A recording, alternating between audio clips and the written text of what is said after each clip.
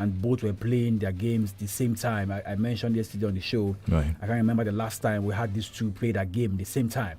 And that was good for football for me. I've always said when you have two teams competing for the league, you should have both teams play that game at the same time. So that, I mean, to some extent, you don't put pressure on the other team. But again, one of the things that you see in football is the pressure that comes with it. So you must be able to cope with it. But last night Arsenal took the lead. I mean, in the game they were not too good. They only shot on target. Bukayo Saka deflected off the Cameroonian 𝐃𝐈𝐒, and then they scored to make it 1-0. And for Brighton, it was just put pressure on the Gunners to see. And on the flip side, you were looking at the game between Manchester City and Nottingham Forest to see what would happen. And then Anton Semenyo, the Ghanaian who joined them from Bournemouth, got them that goal. And you begin to say, this boy looks like the next thing after Haaland in that side. They couldn't hold on to the 1-0 lead. Forest equalized in a few minutes of the second half to make it 1-1. City, of course, came out gun blazing, make it 2-1. And then you thought Arsenal leading, City leading, 5 points again going into the FA Cup weekend. And then boom, Forest equalized to make it 2-2. And you saw the Arsenal fans were jubilating, were celebrating, and say, hold on to that 1 point, hold on to it, because why we hold on to our own 3 points here? And the Gunners were not good on the night, but don't the way they say these things about knowing what to do, know how to grind that result. Even if you don't play well, just get 3 points. Yeah, the stuff of champions. Yeah, stuff of a champion, even though they're not champion for now. So it worked out for Arsenal Football Club, but it didn't work out for Manchester City. So it's 7 points as we speak. And then you begin to ask the question, is it looking like Arsenal will win the league? But Kenya, don't forget that for City, they've got a game in hand. And that's the game they'll be looking forward to. If they cut it, even though some Arsenal fans will say, God forbid, it will make it 4 points. But if they don't cut it, then 7 points. And then we're talking about the business end of the league. And we're all waiting for what will happen between now and the month of April when these two sides will meet at the Etihad Stadium. Kenny, if it remains 7 points going into that game, then you might be saying advantage Arsenal. But if it is cut to 3 points, 4 points rather, you might be saying maybe this will go down the wire. So it's all to play for in the Premier League. Now, speaking about the Premier League before we move on Tuesday, Liverpool lost to Wolves by 2-1. And you know it's all about the race for the Champions League place now. We know first and second look how it's going to look like. It's just third and fourth, and see how all of this pan out. Liverpool lost to Wolves 2-1. Now it was down to Chelsea, Aston Villa, and Manchester United to win their game, to also had some points and of course boost their chances of qualifying for the UEFA Champions League. Guess what? Liverpool lost the game. Chelsea were playing away from home at Villa Park. The last time they were away from home, they lost to Arsenal by 2-1, and there were 4 changes from that side from Leroy Sane. Goalkeeper on the bench, the Jorgensen was put in goal, and Chelsea went on to win by 4-1. But the late game was Newcastle against Manchester United, and that was a drama of a game. When you think that the game between Arsenal and Brighton will give you all the fanfare, or the game between City and Forest will give you the fanfare, those ones didn't give us the fanfare. The game for me has to do with the game between Newcastle and Manchester United, where Newcastle against all odds, with the numerical disadvantage, they won against the high-flying, the informed Manchester United by 2-1. I say that because since Carrick came on board, they've not lost a game in the Premier League. But now they've suffered their first defeat to a side who never fancied a chance of getting 3 points based on what happened to them when Jacob Ramsey was sent off in that game for simulation. And so Newcastle, good one for them, they won. But I think the biggest winner in terms of the place for Champions League, not for the title now, was Chelsea winning against Villa by 4-1. And it brings a question, Kenny, around the future of Unai Emery. This team was pushing even for the title a couple of weeks ago. So what happened? Why did they crumble? I don't know. I wish I can say why. But again, someone want to say, that is Unai for you. That is Unai for you. But again, let's see Villa. They still have a chance. They're still third. But they would have wished they got a win against Chelsea to extend the lead in that position. But it is what it is. The Premier League, Kenny, will always get us stuff. Now, speaking about Newcastle, it's a confidence boost for them. I understand they're going on a tough run, tough run of games coming. So this win against Man U should be... It is big for them. They lost last weekend to Everton by 3-2. That was a crazy game at St. James's Park. Everton took the lead. Newcastle equalized. Everton went in front. Newcastle equalized again, and then boom, Everton went on to win that game by 3. So they knew that this was key for them. And of course, a big one for them. We'll see where they go from here. The next game will be in the FA Cup this weekend against Manchester City. Anything to be said about the young man, João Pedro? Hat-trick yesterday. Yeah, hat-trick for him. I mean, fantastic player, bought from Brighton and Hove Albion. I mean, helped Chelsea win the Club World Cup in the US. And, I mean, he's hit double figures now So it looks like he's the man going forward for Chelsea, not the two other strikers they have. And he's got the experience. So it's good for him that he went on last night from Birmingham, where Villa are based, to London with the match ball. All right, let's talk about some European football. Some cups yesterday: Spanish Cup, the Italian Cup, and the French Cup. Yeah, for the Spanish Cup, we know Tuesday was Atletico who qualified for the final of the Spanish Copa del Rey. Last night it was the derby, the Basque derby between Sociedad and Bilbao. Sociedad won by a goal to need to win 2 on aggregate. They won the first leg at St. Mamés, and last night they came back to San Sebastian where they won by a goal to 0. So now the stage is set for this year's final of the Copa del Rey, Kenny, and that will see Atletico Madrid against Real Sociedad.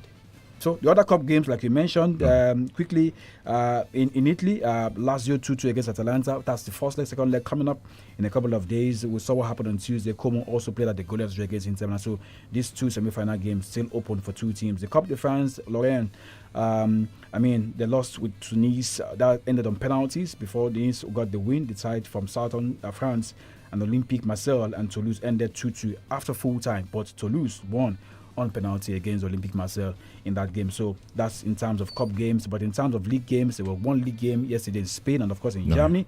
Hamburg lost to Bayer Leverkusen by goal to 0. And in Spain, in Madrid, Rayo Vallecano defeated Real Oviedo by 3 goals to 0. Kenny. All right, we'll take a breather for the BBC Premier League update. We joined Harry Roy for that. We'll come back, talk about some Super Falcons and NBA results. Just stay with us.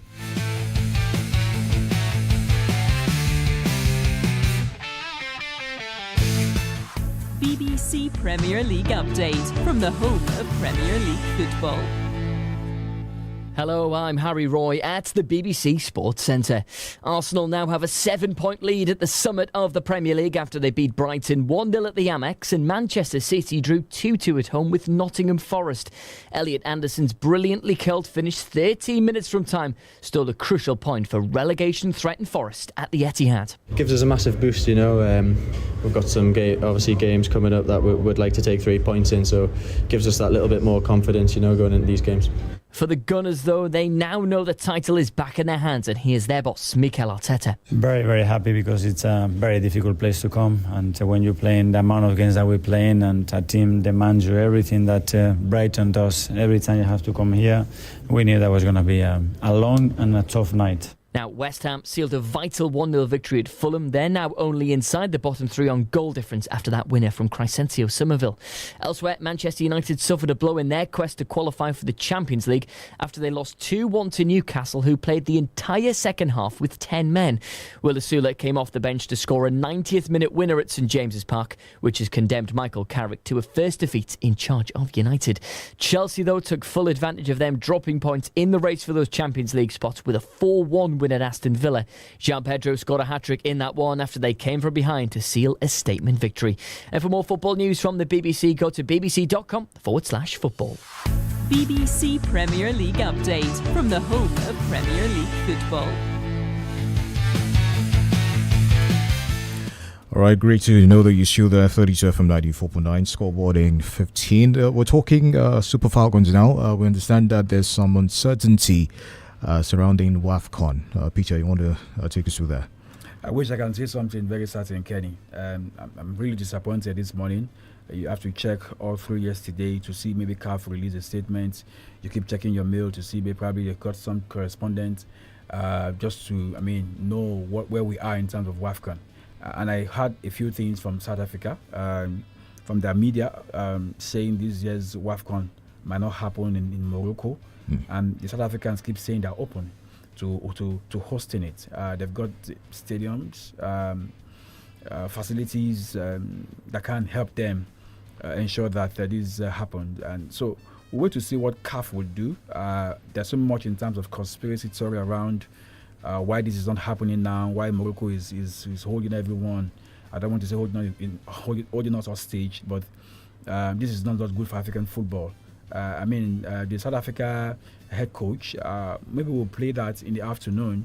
I listened to her yesterday. She said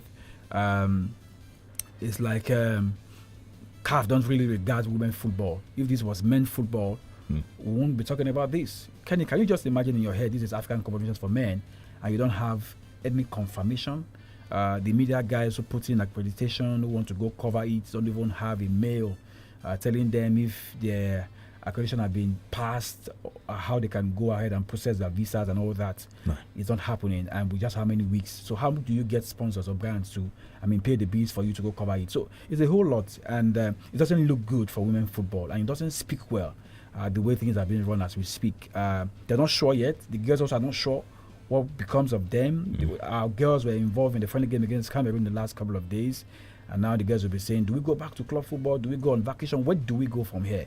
And on the flip side, the Europeans are having the competition going on. Their World Cup qualifiers going on. And this is the place for the World Cup. This is just the normal WAFCON. We'll say, okay, we can shank it and forget about it. But this is a WAFCON that will get the girls to the World Cup. So what do CAF need to do? Put out a statement. It's as simple as that. Let's know where we're going in all of this. So that's the bit, Kenny. All right, talking about the NPFL, I understand there was a game yesterday. Yeah, an outstanding game. Rivers have got a couple. Still have about 2 more. But yesterday was a big win for them against the Academy, where they won by 3-0. Keep them top of the log, sitting down there comfortably and see how other teams, how they do. They catch me if you can. So let's bring you some results talking about the NBA. The New York Knicks. Maybe before you get about the NBA, Kelly, yeah. sorry for butting. Okay. There'll be one game tonight in the Premier League, and it's a London derby. Very crucial game. Spurs playing against Crystal Palace.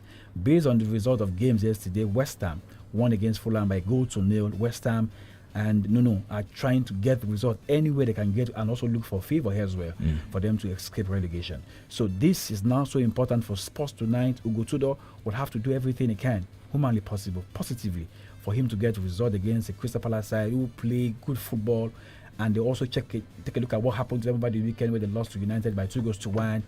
And a few players were out missing. So tonight is a big game in London between Spurs and Fulham. So let me take you back to NBA.